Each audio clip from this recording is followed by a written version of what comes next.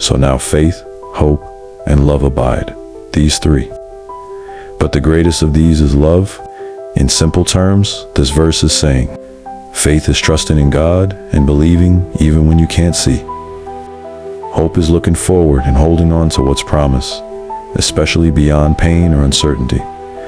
Love is self-giving care and choosing patience, kindness, forgiveness, and commitment toward others. All three matter and remain important, but love is called the greatest because love outlasts the others. Faith and hope are needed now in this life. But in eternity, faith becomes sight and hope becomes fulfillment that love never ends. Love is the fullest expression of God's nature.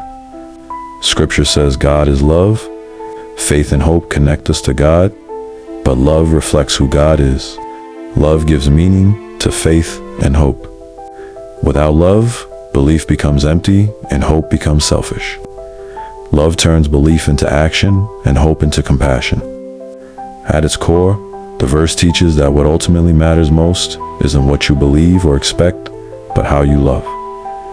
Love is the measure of spiritual maturity, the thing that holds everything else together. In a relationship, this verse becomes very practical. It's less about words and more about how two people show up for each other.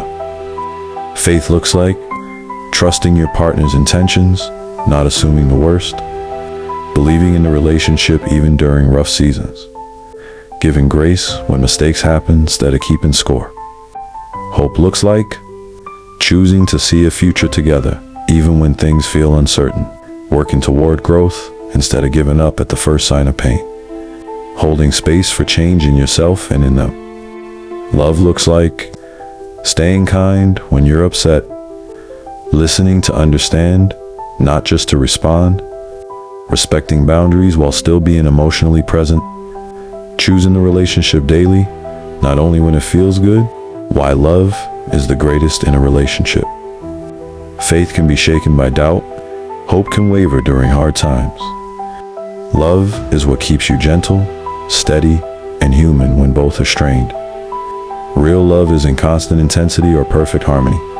It's patience during silence, loyalty during distance, and compassion when someone is struggling, even if that struggle includes needing space.